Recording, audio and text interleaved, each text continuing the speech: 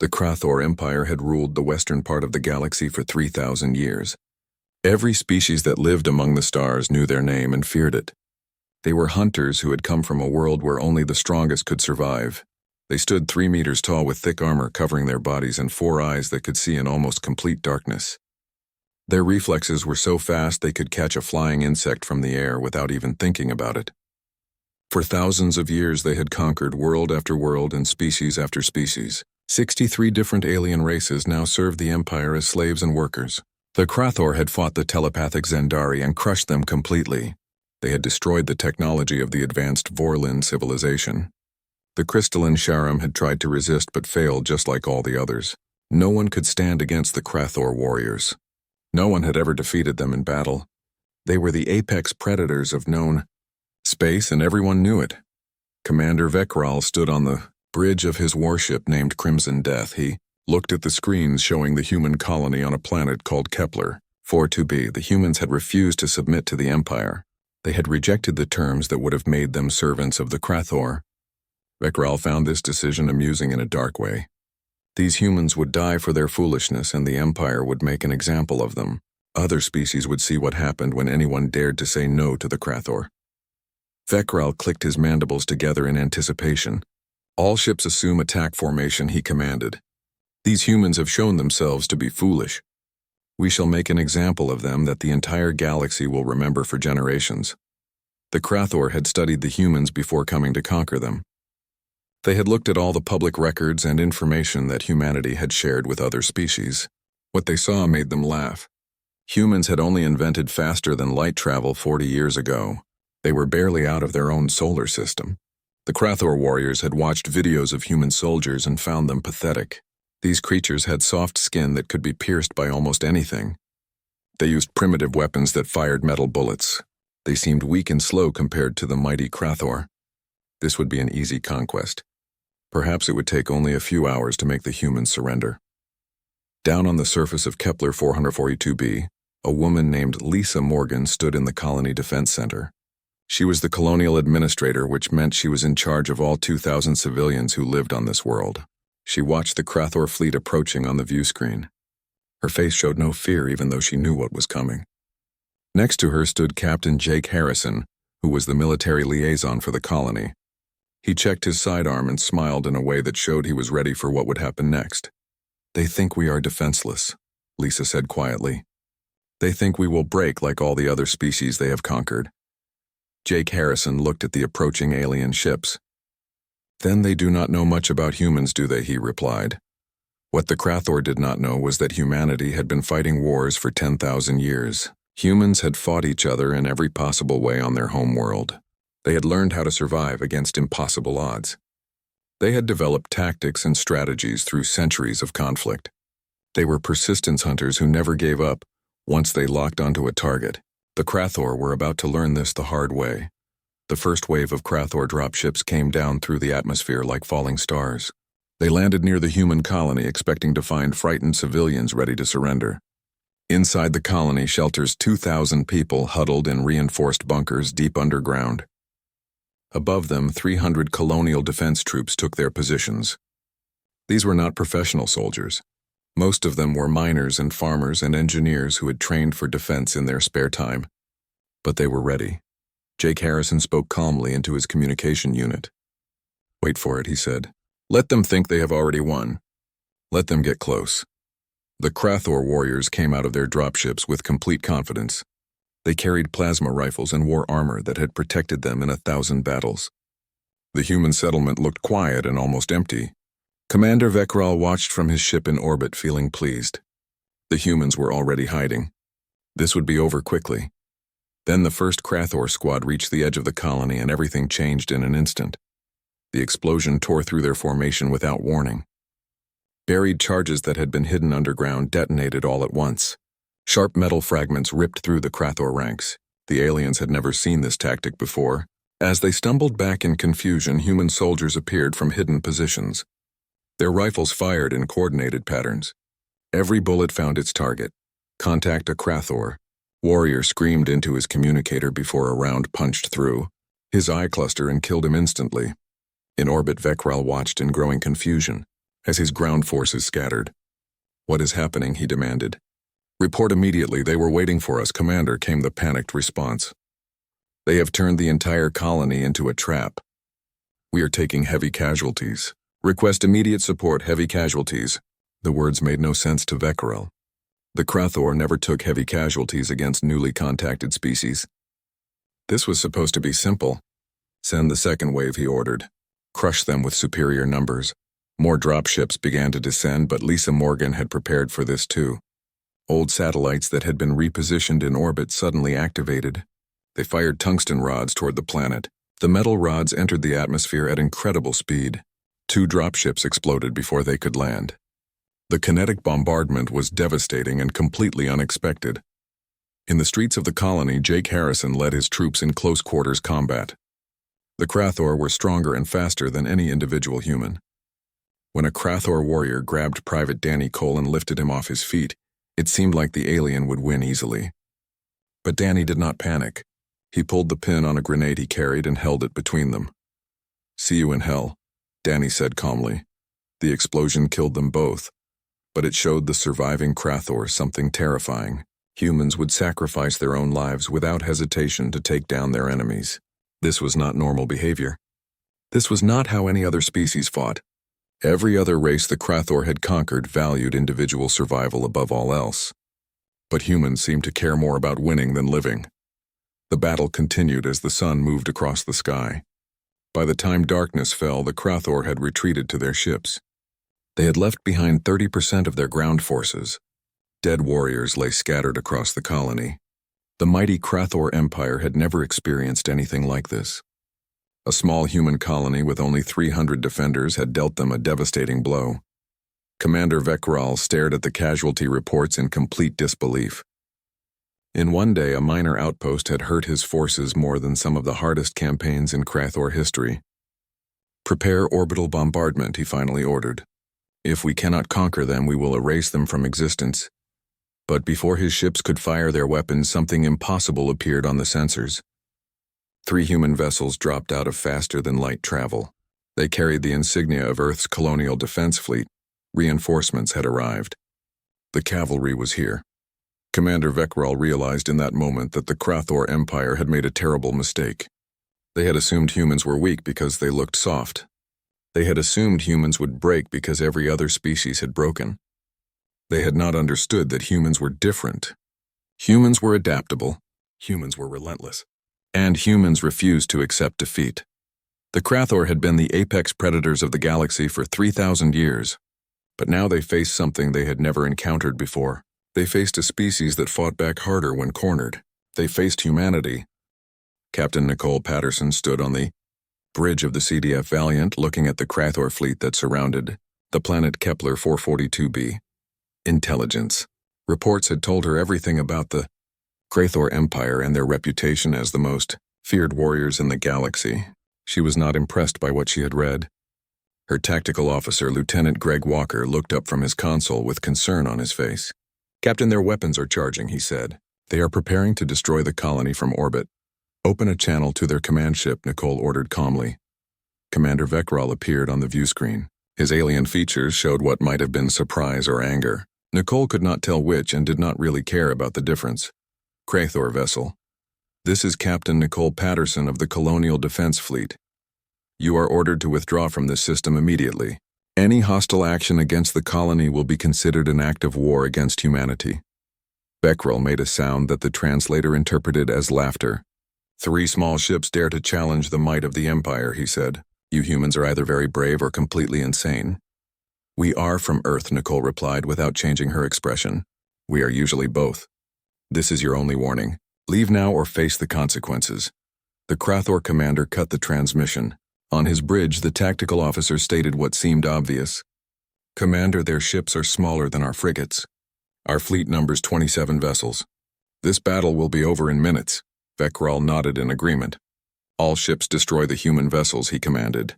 "Show them the price of defiance against the Krathor Empire."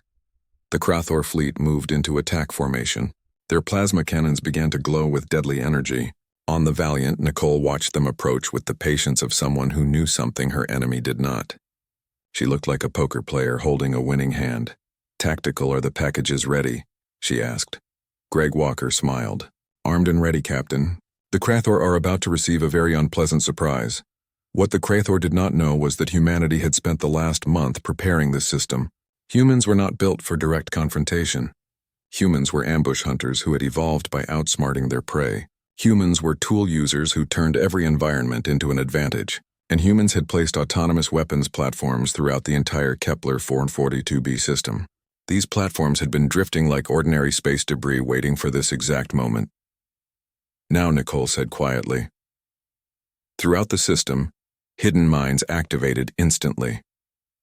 Dozens of platforms that looked like random junk suddenly came to life. They launched missiles at the Krathor fleet from every possible direction. The aliens had no warning at all.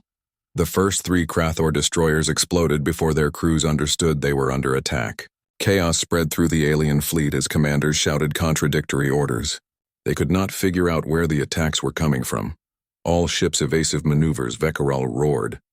"Where are they?" he demanded. "Where are the human ships?" "Everywhere," Commander, his sensor officer, reported with fear in his voice. "They have surrounded us completely. We flew directly into a trap." On the Valiant, Nicole watched the Krathor fleet break apart as individual ships tried to escape the kill zone. "Helm, bring us about," she ordered. "Target their command ship. Let us finish our conversation with Commander Veckeral." The Valiant and her 2 sister ships, named Defiant and Relentless, accelerated into the heart of the enemy formation. Their railguns fired in perfect coordination. The metal slugs traveled at hypersonic speeds and punched through Krathor shields that had been designed to stop energy weapons. The aliens had never encountered kinetic weapons moving this fast. The Crimson Death shuddered as 3 railgun rounds tore through her port side. Veckeral grabbed his command throne to keep from falling. His ship was damaged. His fleet was in chaos. This was impossible. "Return fire," he commanded desperately. Plasma bolts shot toward the human ships, but Nicole had expected this response. The human vessels moved with incredible grace. They executed complex evasive patterns that the larger Krathor ships could not match. The aliens were built for raw power. Humans were built for speed and agility. Throughout the system, the autonomous weapons platforms continued their deadly work. They were not sophisticated artificial intelligence. They were simple programs with one basic instruction: if it is Krathor, kill it. Their simplicity made them effective. They could not be reasoned with or frightened or made to surrender. They just kept attacking. Within 20 minutes, the Krathor fleet had lost half its ships. The survivors were scattered and their formation was completely broken. Their confidence had turned to fear. Down on Kepler 442b, Lisa Morgan and Jake Harrison watched the battle from the command center. The view screen showed Krathor ships burning in the darkness of space. Their hulls were torn open by human weapons. "They are breaking," Jake observed. "The mighty Krathor Empire is running away." Lisa nodded slowly. "They have never fought anyone like us before. They are used to being the biggest predators. They do not know what to do when something bites back harder than they can bite." In orbit, Commander Veckeral faced an impossible choice. His pride told him to continue fighting and restore the Empire's honor. But his survival instincts told him the truth. If they stayed here, they would all die. The humans were hunting them like animals. "All ships retreat," he finally ordered. The words tasted like poison in his mouth. "Jump to hyperspace immediately." As the surviving Krathor vessels fled the system, Nicole allowed herself a small smile. "Cease fire," she said. "Let them run. Let them tell their empire what happened here today." Greg Walker looked up from his console. "Captain, Colonial Command reports minimal casualties on the ground. The Krathor barely penetrated the defensive perimeter." "Good," Nicole said. "Open a channel to the colony." Lisa Morgan's face appeared on the view screen. She looked exhausted but triumphant. "Captain Patterson, on behalf of the people of Kepler 442b, thank you. We could not have held out much longer." "You held them off long enough for us to arrive," Administrator Nicole replied. "That took real courage. Your people should be very proud of what they accomplished today." After the transmission ended, Nicole turned to her crew. "Set course for Earth," she ordered. "Command needs to know what happened here. The galaxy has been afraid of the Krathor for 3,000 years. Today we taught them to be afraid of us instead." As the Valiant and her sister ships prepared to jump to hyperspace, no one on board understood the full significance of what they had done. They had won more than just a battle. They had destroyed something the Krathor had relied on for millennia. They had shattered the myth of Krathor invincibility. For 3,000 years, the Krathor Empire had ruled through fear. Every species in the galaxy believed the Krathor could not be defeated. That belief had been their greatest weapon. It made other species surrender without fighting. It made resistance seem pointless. But now that myth was broken. A single human colony had held against a Krathor assault. 3 human warships had defeated a subjugation fleet. The news would spread across the galaxy at the speed of light. Every conquered species would hear about it. Every slave world would learn that the Krathor could bleed. Every rebel would find new hope. The Krathor Empire did not know it yet, but their power was already crumbling. They had built everything on the foundation of fear. Once that fear was gone, they had nothing left. And humanity had just kicked that foundation out from under them. On the retreating Krathor ships, the surviving warriors sat in shocked silence. Many of them had fought in dozens of campaigns. They had conquered multiple worlds. They had never experienced defeat before this day. The psychological impact was devastating. Commander Vekral stared at the tactical display showing his shattered fleet. Out of 27 ships, only 8 remained operational. The rest were destroyed or drifting in space as lifeless hulls. 1 human colony and 3 small ships had done this to them. "What are these humans?" he asked quietly. No one on his bridge had an answer. The humans seemed to break every rule the Krathor understood about warfare. They valued sacrifice over survival. They used their environment as a weapon. They fought with a coordination that suggested some kind of hive mind. They refused to break even when facing impossible odds. The Krathor had evolved as apex predators. They had assumed this made them invincible. But they had forgotten something important about nature. The strongest predator is not always the one with the biggest claws or the thickest armor. Sometimes the most dangerous predator is the one that refuses to give up. The one that adapts. The one that fights smarter instead of harder. Humanity had just taught the Krathor this lesson in the most brutal way possible. And the Empire would never be the same again. The Grand Council of the Krathor Empire convened an emergency session on their homeworld. 5,000 years of tradition and ceremony were cast aside as the surviving commanders delivered their reports about the disaster at Kepler 442b. The assembled war chiefs listened in silence. Their mandibles clicked with agitation as they heard how a single human colony had defeated an entire subjugation fleet. Supreme Overlord, Kreshtar was the eldest of the war chiefs and the undisputed ruler of the empire. He watched Commander Vekral finish his account of the battle. The commander's shame was visible in every movement. His antennae drooped. He could not meet the eyes of his superiors. So Kreshtar said slowly, "A single human colony and 3 small warships defeated our subjugation fleet. Explain to me how this is even possible." Vekral struggled to find the right words. "Supreme Overlord, the humans fight unlike any species we have ever encountered. They do not value individual survival the way other species do. They use their environment as a weapon in ways we never anticipated. They set traps within traps. Their technology appears primitive, but it is devastatingly effective against our defenses. They coordinate their actions with a precision that suggests advanced communication, or perhaps even a hive mind. Most importantly, they refuse to surrender even when facing certain death." Another war chief named Drakmar slammed his foreclaw on the council table. "This is completely unacceptable," he roared. "We are the Krathor. We are the apex predators of the galaxy. No species of soft-skinned primates should be able to stand against our might. And yet they did," Kreshtar observed quietly. "Which means we must adapt our approach. Vekral, you are stripped of your command but spared execution. Your survival allows you to teach others what you learned about fighting humans. Drakmar, you will assemble a war fleet, not a subjugation force but a true war fleet. 1,000 ships. We will not merely defeat humanity. We will erase them from the galaxy completely." The council chamber erupted in approval. The Krathor way was simple and had worked for 3,000 years. When faced with resistance, apply overwhelming force. Crush the enemy so completely that no one else will dare to resist. It had always worked before. It would work now. But 16 light-years away on Earth, humanity was preparing for exactly this response. Admiral Henry Chen stood in the Pentagon's Strategic Operations Center. He was surrounded by holographic displays showing every human colony and every defensive position. Around him, representatives from every nation and every colony worked in coordinated chaos. The room hummed with activity. "They will come back," Henry said to his staff. "And when they do, they will bring everything they have. The question we must answer is simple. Are we ready for what is coming?" His operations officer, Commander Beth Wilson, pulled up a tactical overview. "Admiral, we have 47 warships operational with another 30 under construction. We are accelerating production, but building capital ships takes time. Against 1,000 Krathor vessels, we will be outnumbered more than 20 to 1.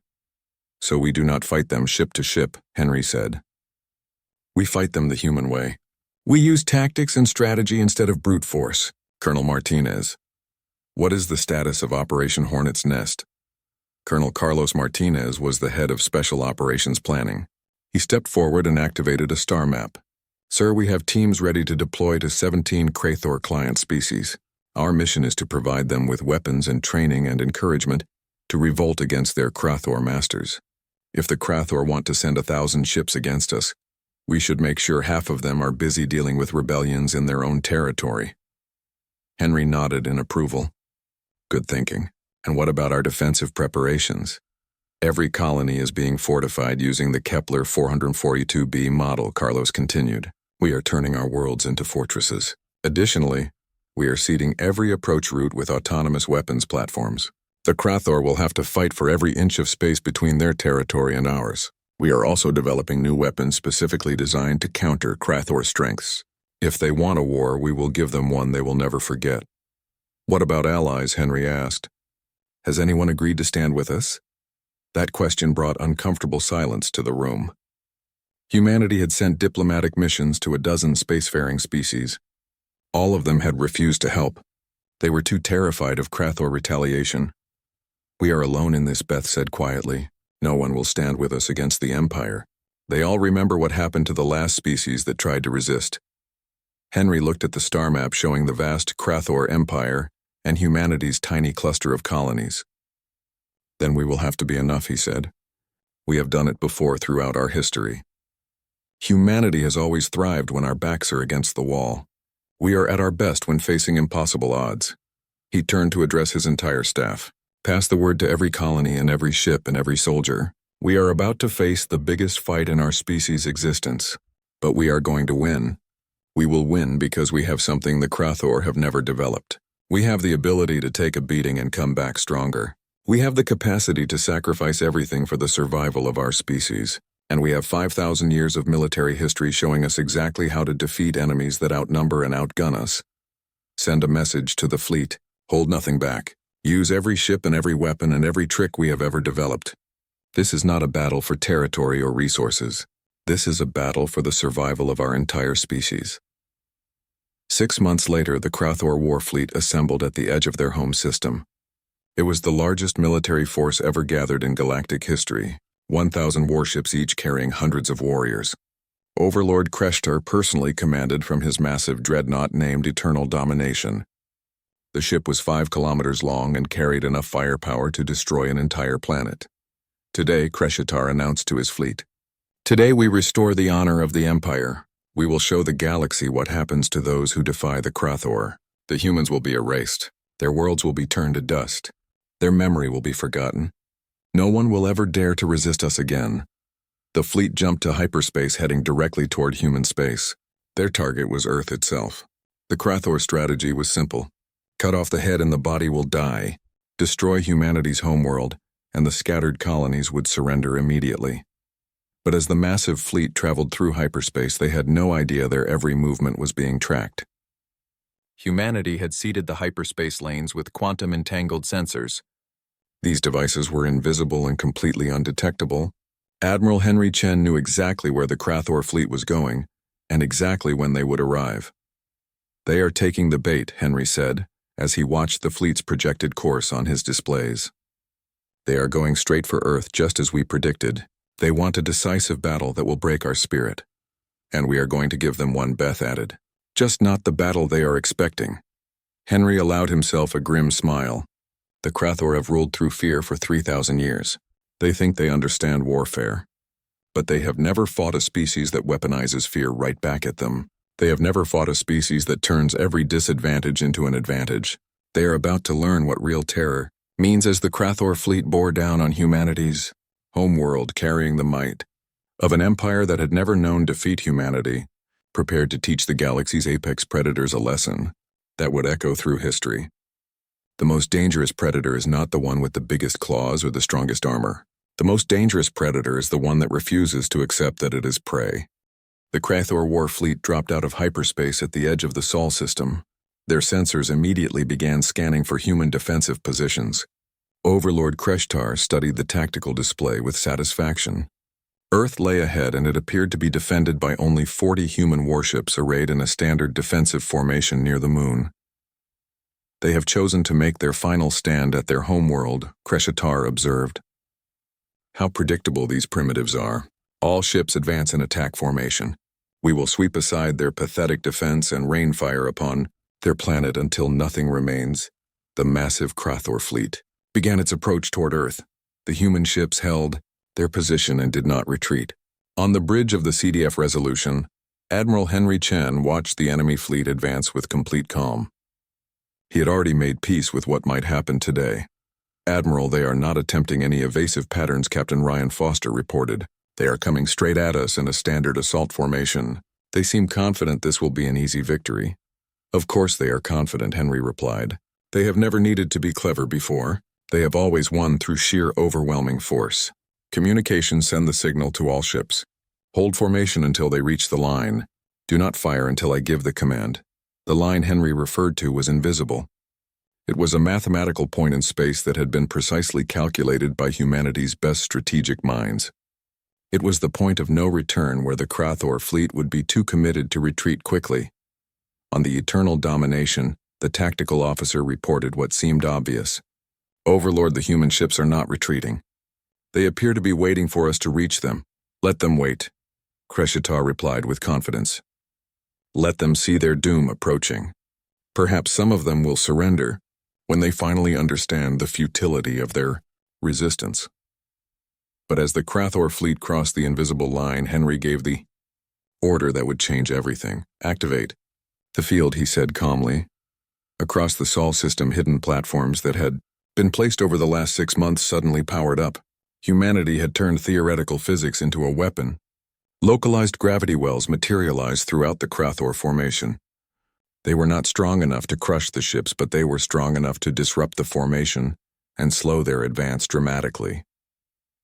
What is this? Kreshtar demanded as his fleet began to scatter in confusion. What kind of weapon is this? Report immediately, Overlord, his tactical officer said with panic in his voice.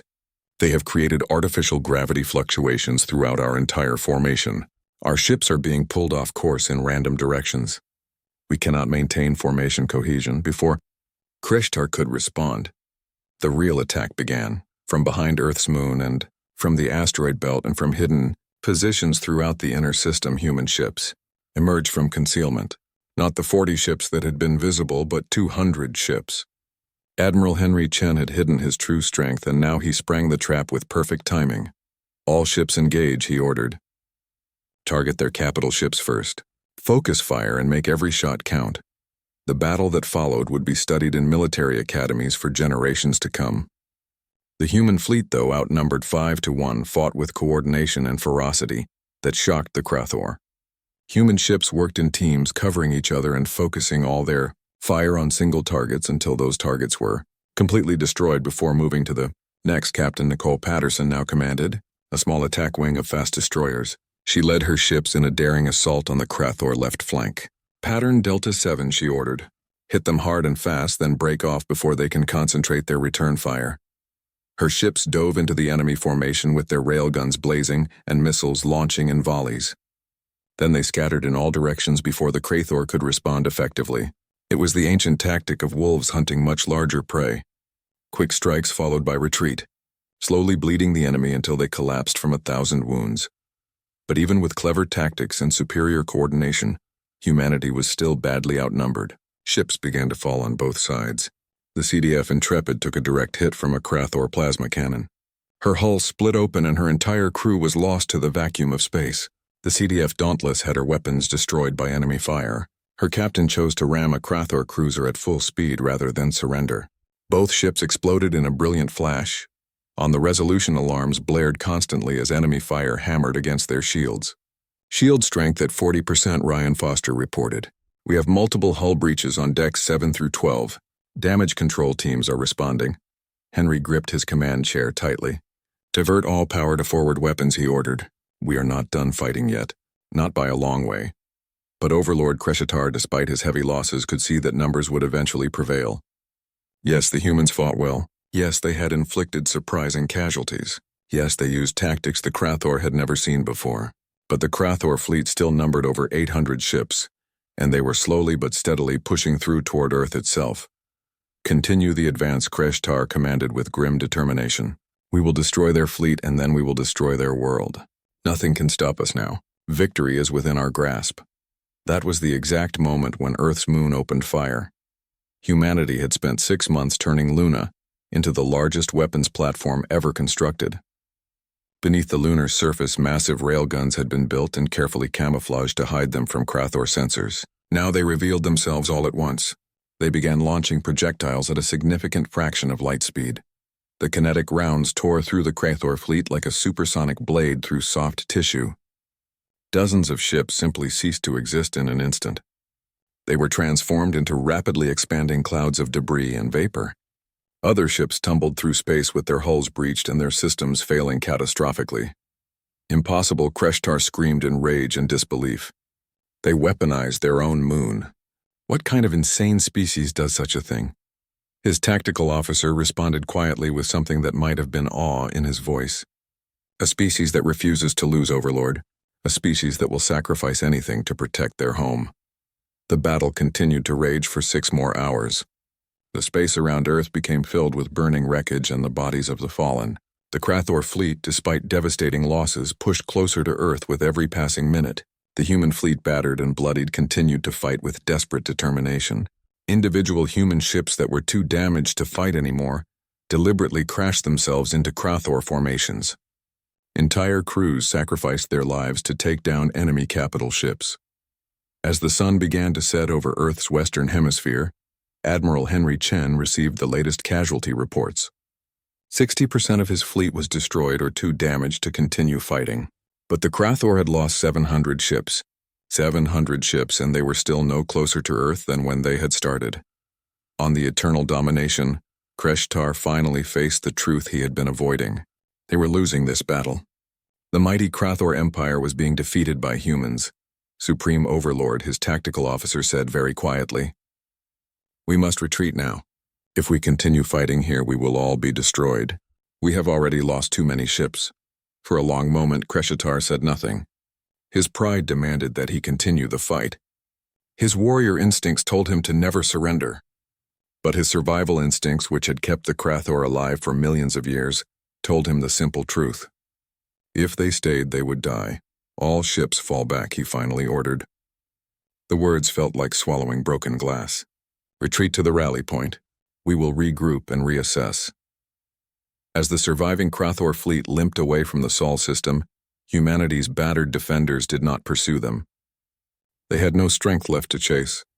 They had done something that seemed impossible. They had defended Earth against overwhelming odds. They had protected their homeworld.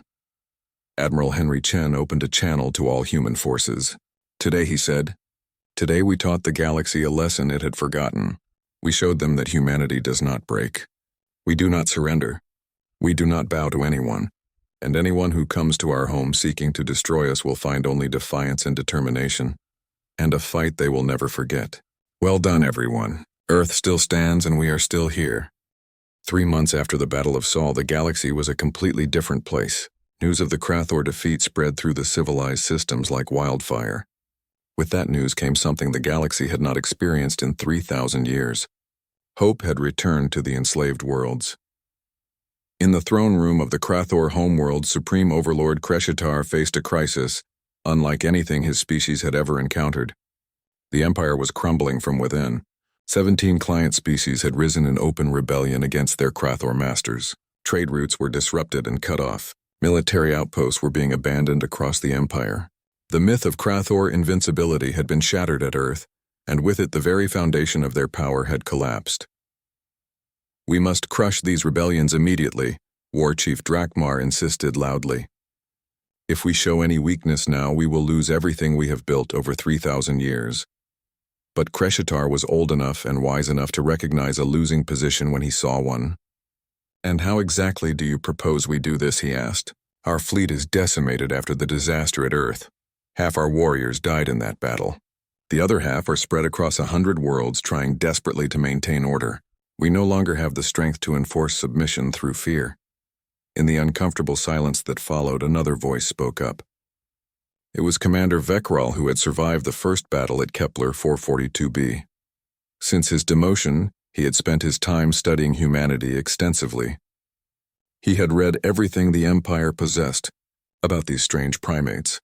Supreme Overlord, perhaps. "It is time we consider an alternative approach to dealing with other species," Vekral said.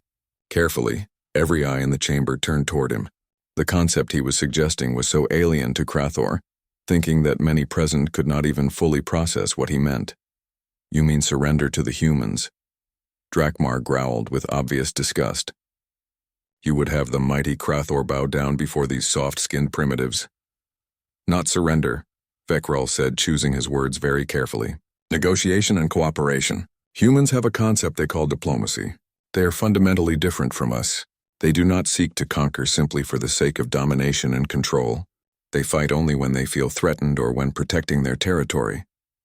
What if we approached them not as enemies to be conquered, but as equals to be respected?" The word equals caused an immediate uproar in the chamber. Krathor did not have equals. They were the apex predators. But Kreshitar raised a foreclaw for silence. He had lived long enough to understand that evolution sometimes demanded radical adaptation to survive. "Arrange a meeting with the human leadership," he ordered. "Let us discover if these humans are as reasonable as Vekral seems to believe they are." On Earth, Admiral Henry Chen had been promoted to Supreme Commander of all human military forces. He now stood in a hastily prepared diplomatic chamber in Geneva, waiting for the Krathor delegation to arrive. Around him stood representatives from every human nation and colony. "Are you completely sure about this, Sir Commander?" Beth Wilson asked with obvious concern. "This could easily be some kind of trap or deception." Henry shook his head. "They are not planning a trap. They are desperate. An empire that was built entirely on fear cannot survive once that fear is gone. They need this meeting far more than we do." When the Krathor delegation finally arrived, led by Overlord Kreshitar himself, the humans were struck by how diminished the aliens seemed.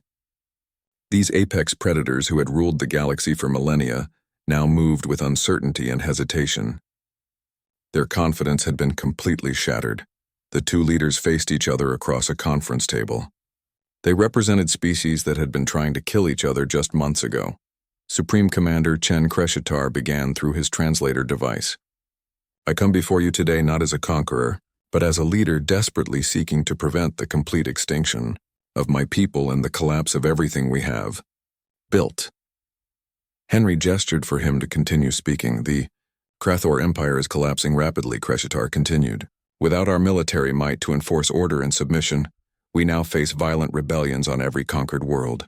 Many of my people will die in the chaos that follows. I am here to ask for your help in managing this transition." The request shocked everyone present in the room. Beth leaned close to Henry and whispered, "Sir, this could be our perfect chance to eliminate the Krathor as a permanent threat to galactic peace." But Henry shook his head firmly. "That is not who we are as a species." He looked directly at Kreshitar. "What exactly are you proposing here?" "A comprehensive treaty," Kreshitar replied. "The Krathor Empire will officially dissolve itself. We will release all client species from bondage and servitude. In return, we ask only for humanity's assistance in establishing a new order in the galaxy, one based not on conquest and domination, but on mutual cooperation and respect." Henry leaned back in his chair, considering the proposal carefully. "And what would the Krathor offer humanity in return for this assistance?" "Everything we have," Kreshitar said simply. "Our technology and our knowledge of the galaxy and all our resources. We will share it all freely, and the Krathor themselves, if you will accept us, will serve as peacekeepers in this new order. We are still warriors at our core. We still have value and purpose. But we would serve under a new banner and new leadership, Not the banner of a conquering empire, but the banner of a galactic commonwealth dedicated to peace. The negotiations continued for many weeks. Slowly and often painfully, a framework began to emerge. The Krathor Empire would officially dissolve completely. All conquered species would be granted full independence immediately. A new organization would form called the Galactic Commonwealth. Humanity would be its founding member and primary military force. The Krathor would serve as peacekeepers and defenders, but they would operate under Commonwealth authority and oversight. Their entire warrior culture would be channeled away from conquest and toward protection of the weak. It represented a complete reversal of everything the Krathor had been for 3,000 years. Not all Krathor accepted this new order easily. Some war chiefs refused to bend and chose instead to fight to the death, maintaining the old ways. But most, led by Kreshtar and Vekral, recognized a fundamental truth. Evolution sometimes meant changing everything you thought you knew about yourself and your purpose. 6 months after the treaty was officially signed, Captain Nicole Patterson found herself commanding a joint task force, 5 human ships and 10 Krathor vessels working together. They were responding to a distress call from a mining colony in the Karina sector. On her bridge, serving as her tactical advisor, was Commander Vekral, the same Krathor who had led the first attack on Kepler 442b, now worked alongside the humans who had defeated him. "It feels very strange," Vekral admitted as they approached the endangered colony. "To be working with you rather than fighting against you." Nicole smiled at him. "Strange perhaps, but not bad, right?" "Not bad at all," Vekral agreed. "The Krathor were apex predators for 3,000 years. We believed that made us invincible and unstoppable. But humans taught us something critically important. The strongest predator is not the one that fights alone. It is the one that knows when to work with others for a greater purpose." When they reached the colony, they found it under attack by raiders. These were remnants of the old empire who refused to accept the peace. The combined human Krathor force made short work of them. It demonstrated powerfully what cooperation between former enemies could accomplish. On Earth, Admiral Henry Chen received the mission report. He stood in his office looking out at the stars and thinking about everything that had changed. His aide, Colonel Carlos Martinez, entered with additional reports. "Sir, 12 more species have formally applied to join the Commonwealth. The Council will need to review all their applications carefully." 12 more, Henry repeated thoughtfully. "1 year ago, we were completely alone and facing extinction. Now we are building something that could eventually unite the entire galaxy in peace." Carlos nodded in agreement. The Krathor feared nothing until they fought humans, but what they learned from us was far more important than fear. They learned respect and cooperation, and they learned that sometimes losing a war can be the first step toward finding something much better. Henry turned from the window. "Pass the word to all Commonwealth forces everywhere. We are not conquerors and we are not empire builders. We are defenders and protectors. We defend everyone who asks for our help, regardless of whether they were once our enemies." As night fell over Earth, millions of stars shone brightly in the sky. Among those distant stars, on hundreds of different world species who had once lived in constant fear of the Krathor now looked toward humanity. Not with terror, but with hope for a better future. The galaxy had learned that humans were extremely dangerous when threatened. But they had also learned something equally important. Humans were generous in victory and willing to forgive. They were committed to building something better than what had existed before. The Krathor had ruled through fear and intimidation. Humanity chose to lead through example and cooperation. And in the end, that difference changed everything for everyone.